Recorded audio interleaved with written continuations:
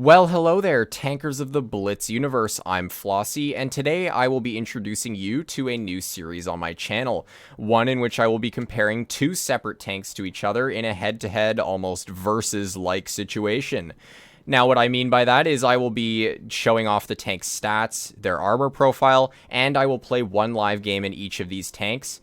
And at the end of the video, I will be sharing with you my personal opinion on which one of these two I think is best. Now, feel free to have your own opinion, and obviously my opinion will not be the same as every single one of yours. So if you do have a different opinion, feel free to let me know in the comments down below which of these two tanks you think is best. On top of that, I will also be including chapters or timestamps in this video, so you can skip around, and if you do just want to see a specific part of the video, then by all means do that. Let's say if you just want to see the gameplay, then you feel free to skip to that right away.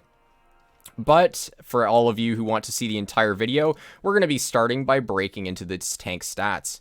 Now, I have both of these tanks here on Blitz Stars, and they are all using the same equipment and provisions. So starting off, we will go right on into the guns. Now, the DPM on these tanks is fairly similar, I would say. There's a slight difference of about 100, and that you'll see why in a second. But the 60 TP is 2385 DPM, whereas the VK has 2484. Now, the main difference with these two tanks' guns is actually the ammo type, especially on the standard. The standard APCR of the 60 TP is a lot worse, in my opinion, to AP standard that the tanks like the VK carry. And there's a couple of reasons for that. One is when you're shooting at tanks' tracks, you're just going to be having a worse time in something like the 60 TP. You're more likely to just not penetrate and do damage to tanks because of how APCR works. And also AP does have shell normalization, which means you're just going to get a little bit more pen in general, even on top of the standard pen values you can see here. But speaking of the penetration, the 60 TP does just have worse penetration on its standard by about 6 millimeters. Now, that's not a huge difference, but when switching over to the heat rounds, you'll notice a large penetration difference of about 20.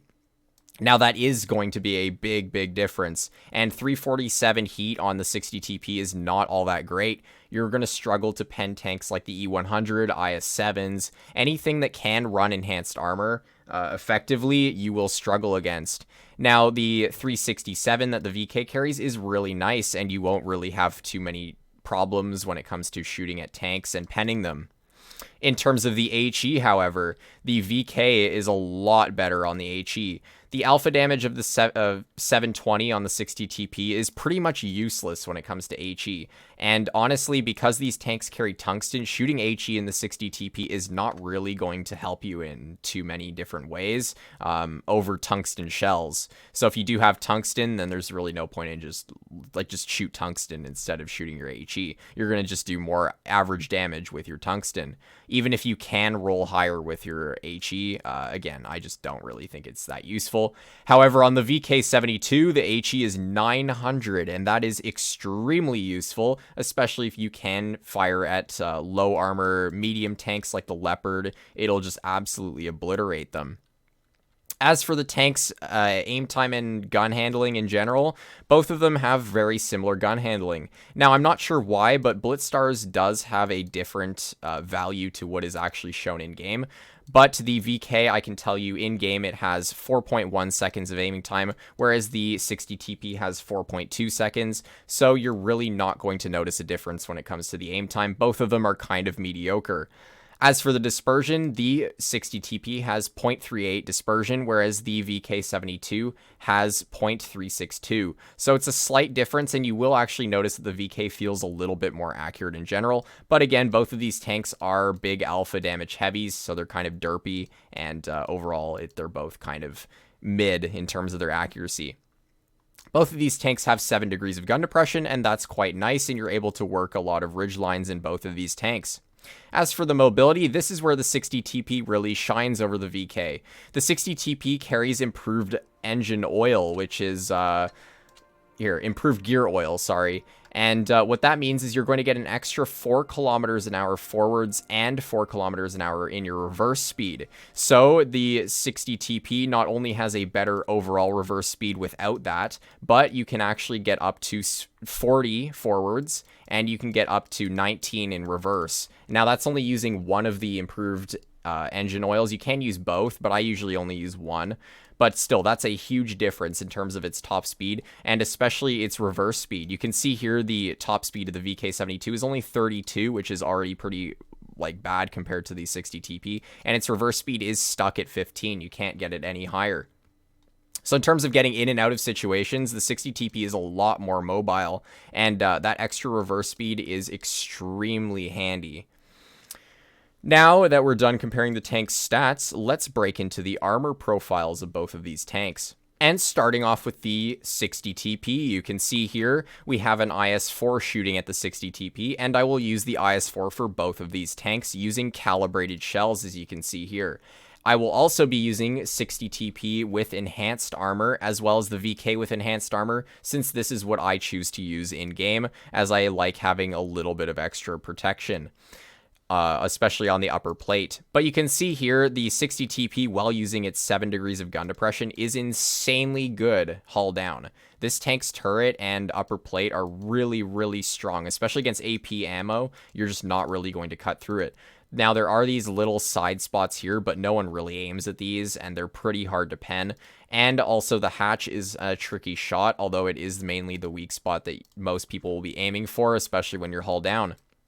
Now, on flat ground, the 60 TP is also really strong, especially with enhanced armor. You can see here, even the slightest little bit of angling downwards, like if you are a little bit lower than this tank, like if you have a lower armor profile, you're going to have a hard time penning this thing with AP. It's very, very troll. And the lower plate especially, although it is an easy enough pen, like it doesn't have all that much armor, because of how small it is, and because there's this little bar at the bottom that's like an auto bounce, it's a really tricky shot sometimes. And you will find that sometimes if you're shooting at this tank, your shells just won't. They'll go to like the corners of this lower plate and they'll just bounce off. So it's kind of annoying.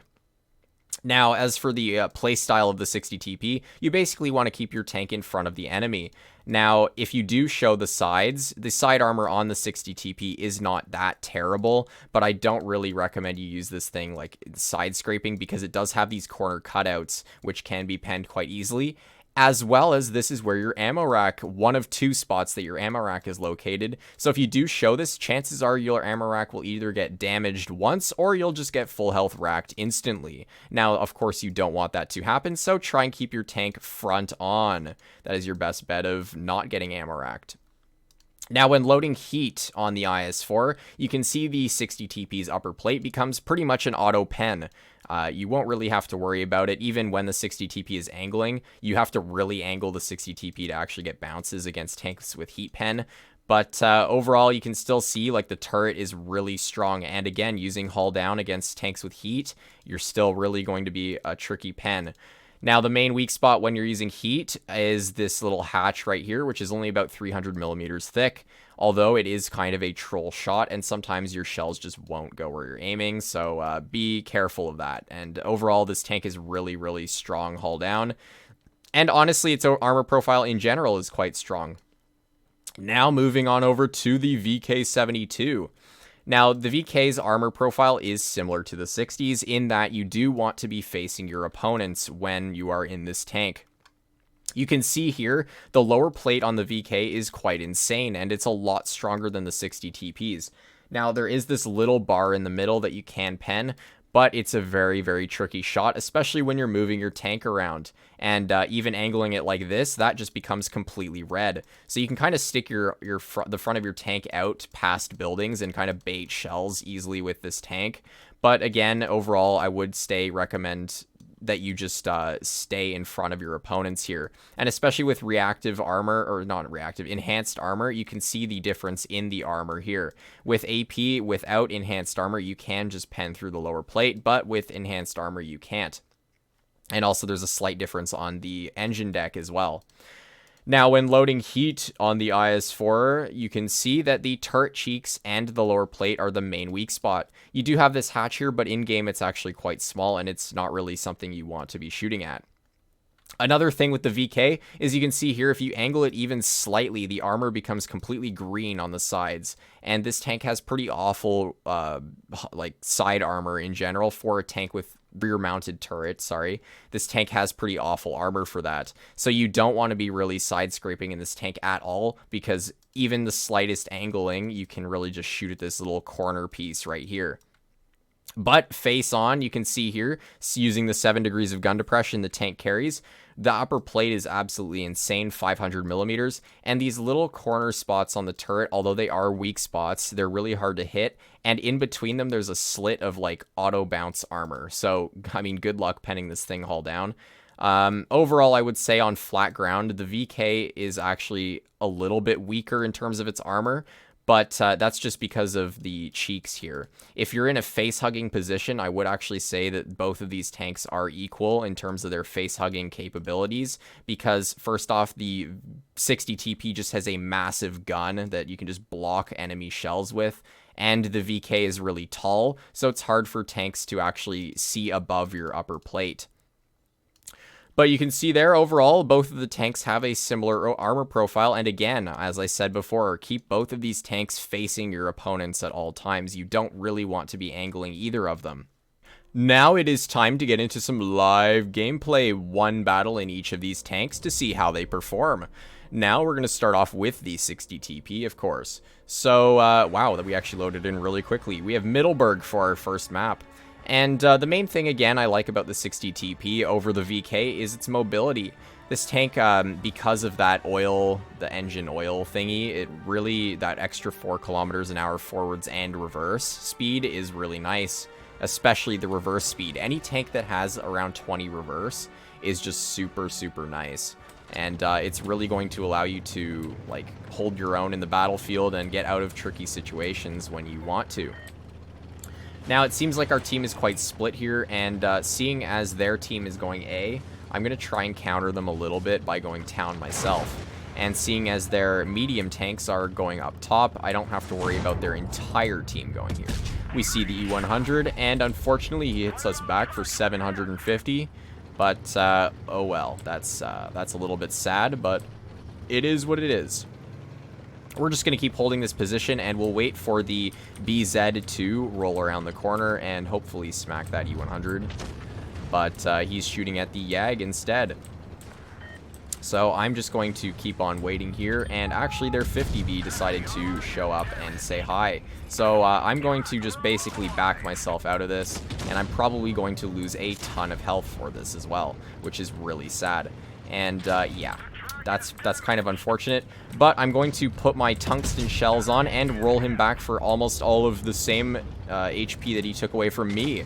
So just like that, he's at 400 health now, and their E100 is actually not looking at us either. So I'm going to hopefully get a shell right into his rear, and with our tungsten, we do set him on fire and deal 916 damage to that E100. So that's excellent.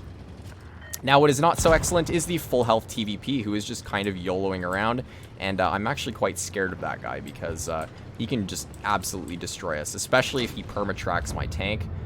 That's not going to be very fun. Hopefully, he does roll around the corner, though. It's looking like he's not going to, so in that case, I'm going to pick a direction and go towards his tank. Good thing the YAG didn't shoot at me, I would have been dead. And just like that, we're going to roll around to the rear of this guy and HE him for 650.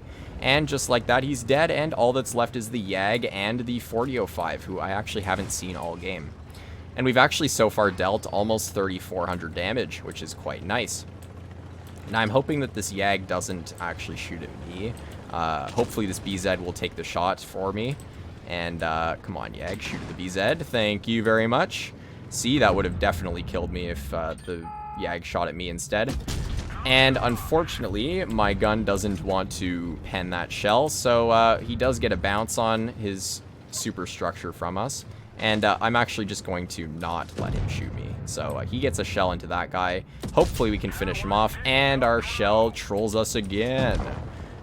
Yeah, that's the 60 TP gun for you. You can only expect it to pen so many shells before you start getting trolled, but it is what it is. And even with those 2 shells that should have penned, we still dealt almost 3,600 damage. So a pretty solid game, showcasing the tank's abilities, and especially when it comes to its tungsten shells. And, I mean, its armor didn't really work that game, but we were up against tanks with lots of pen, and the 50B was just able to get to our side a little bit. But overall, again, not a bad game. So let's jump on into the VK and see how we can go in this tank.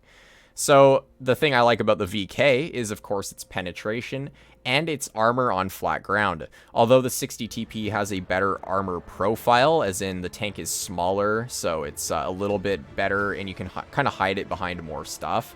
Overall, the VK in a face hug, I would say, is probably a bit stronger, and that's kind of nice, especially when it comes to facing off against other heavies like the mouse.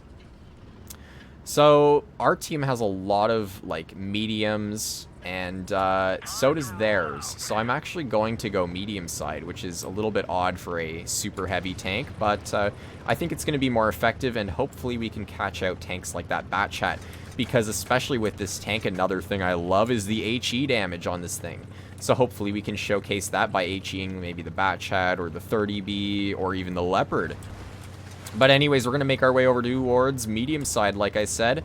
And good thing our rest of our team is basically going over here, except for the 57 Heavy, who decides to be a lone wolf and go towards the right-hand side for whatever reason. But we see the Leopard over here is kind of peeking our team, and unfortunately that shell misses. Again, same thing with the 60 TP. The VK has a pretty inaccurate gun, and it will troll you every once in a while. So you can't get it too mad about it missing shells every once in a while. Now let's see if I can snap a shell into the 113. Unfortunately, that one doesn't pen either. And we do get penned back by the 30B and this 113.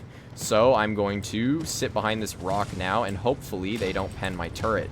You can see if you wiggle this tank's turret around, you can get some troll bounces with it, especially on flat ground. Although that WZ-113 has some crazy heat pen, so I wouldn't be surprised if he pens most of his shells on me. Luckily, we can see his lower or upper plate, there, and we get a nice roll into him. Unfortunately, though, our TVP is already dead, and I'm kind of getting YOLO'd by this guy, so that's not very fun. However, I do get a 1,082 damage roll into his tank with HE, because I could see his lower plate for like a split second there. And you can see here, the traverse speed on this tank is not actually that bad, and we are able to get a nice clear shell into this guy for 800. Now, I am hopefully going to be able to use this tank as a bit of a cover for these other 2 tanks here. And unfortunately, the Yo does pen me once, but I do get another bounce from both the Yo and the 113. Now, in a face hug, I'm hoping that this 113 just can't really pen me. And you can see there the amazing armor profile in a face hug that this tank carries. But that only can do so much against a Batchat pulling off to my rear. So, yeah, you can see there, the VK's armor profile and the ability to HE tanks for that much damage is what, in my opinion, makes this tank just super nice. And hopefully this team can actually win this game. And you can see this game was a win. The Batchat finally got finished off. Now, that was a really nice game showcasing the VK-72, and actually our tank was a pretty big reason as to why we won that game. We were able to deal 3,100 damage even while getting YOLO'd by a bunch of their players. And I can tell you for a fact we would have died a lot faster in the 60 TP, simply because we wouldn't have been able to HE that 30B for all of his health for those 2 shots. He would have still been alive, and we would have just gotten killed by the rest of their tanks, because the VK just has a stronger armor profile when it comes to like wiggling it around and hiding behind tanks. So yeah.